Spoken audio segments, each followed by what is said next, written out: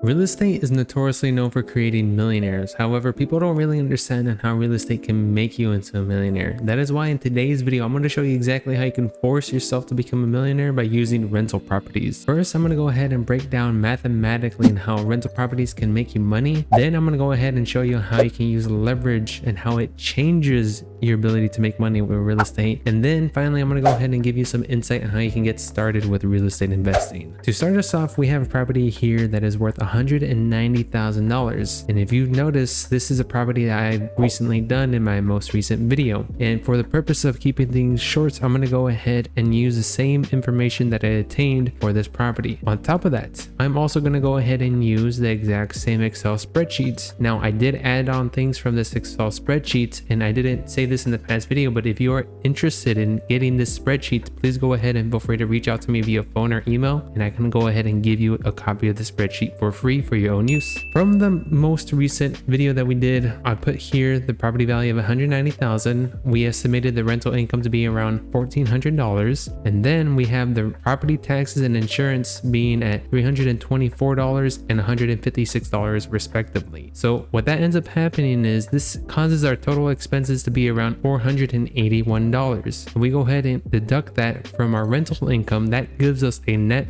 positive cash flow on a monthly basis of $919. So if we go ahead and multiply that by 12 months, that gives us a net income of $11,000. Okay, when we have a rental property, we need to keep into account that this is just one side of the coin when it comes to the money that you make with real estate. The next thing we need to consider is the property appreciation rate. Now, the property appreciation rate is something that is overlooked. However, this is something that needs to be taken into account because over a prolonged period of time, this is where you actually make a lot of your money. For example, when we take a look at the United States, on average, home prices increase by 5.44% every year, meaning the house that we bought for $190,000 is now going to be worth $200,000 after we own the house for 1 year. Now, I will disclose that average property appreciation rate for 5.44%. That is averaged across 50 plus years. So what that means is when we're taking into account real estate and we buy properties, we need to make sure that we own the property for a prolonged period of time so that we can experience the ups and also the downs when it comes to the real estate investing. So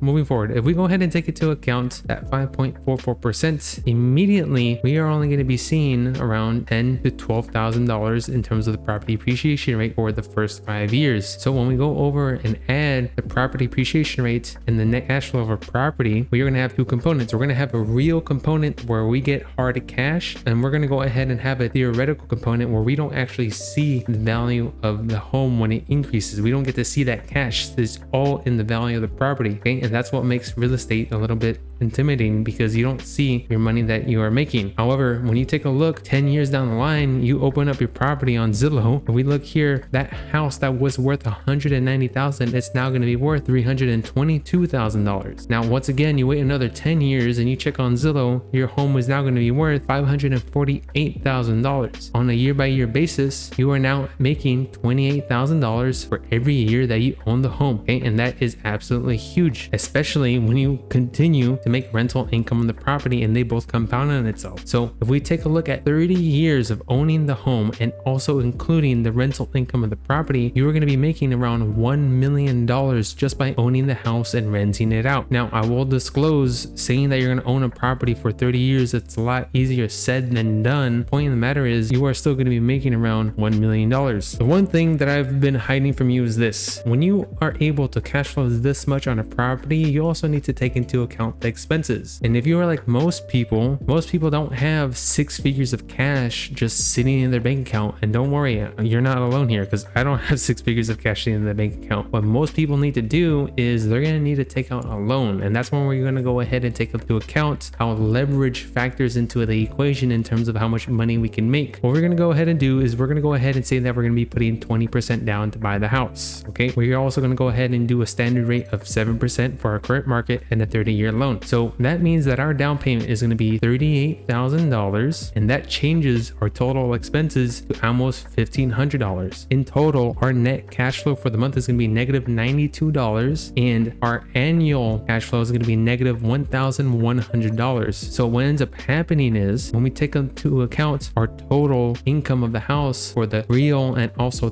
theoretical income, we are still getting $9,000, because what's carrying us a lot is the property appreciation rate of the house. Okay, this is what makes real estate super incentivizing for real estate investors, because they can buy a house, hold on it for a prolonged period of time. You'll still make half of the income of the property just by owning the house. So instead of needing to come in with 6 figures of cash or $190,000, you can come in with a fraction of the price, literally 20%, or in this case $38,000, and you still get half of the income of the property. So now what happens when we take into account 30 years down the line? Well, if we scroll down, we are still going to be making around $700,000 just by owning the property and renting it out. And one thing I will also mention is that this doesn't include possible rental income increasing, or additional repairs made on the house to further increase the value of the home, or the values of the house becoming more demanded because the particular location is just simply becoming more popular. Once again, I will disclose that this is all such a huge estimate, but the main ideology is there. When you buy a house, the most incentivizing aspect of real estate investing is the property appreciation rate of the house. Now, if you are able to get the additional rental income of the house so that you make money, that's even better. Now that you understand how loans can change the dynamics and how you make money with rental properties, now I'm going to go ahead and give you some insight on how you can get started with real estate investing. So as you know, you don't need 6 figures of cash sitting in the bank account. And trust me, I know it's really hard to get 6 figures of cash just casually just sitting in your bank account. All you need to do is you need to develop a financial strategy so you can have the capability of paying a little bit down for a house and then being able to rent it out over a prolonged period of time. But keep in mind, the main idea here is to just buy the house, own the house for a long period of time. So by the time 10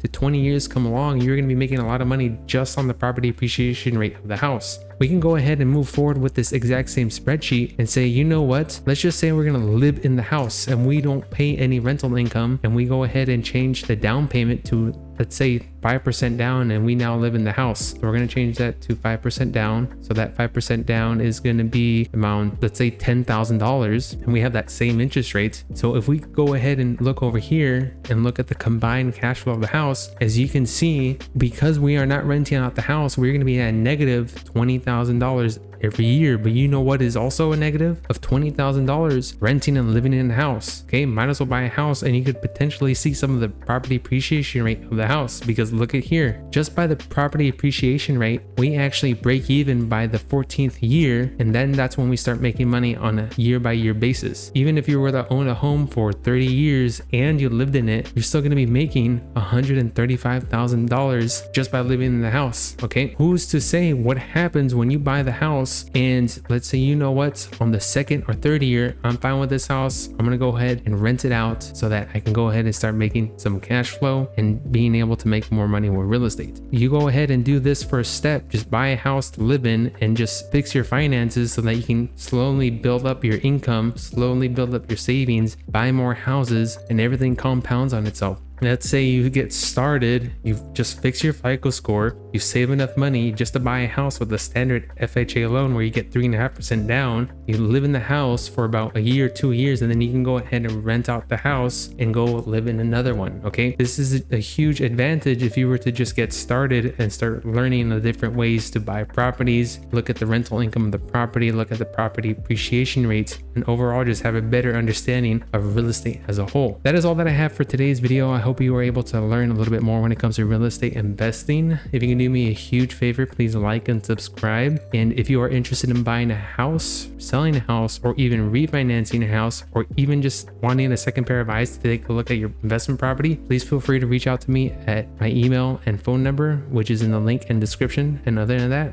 have a great day.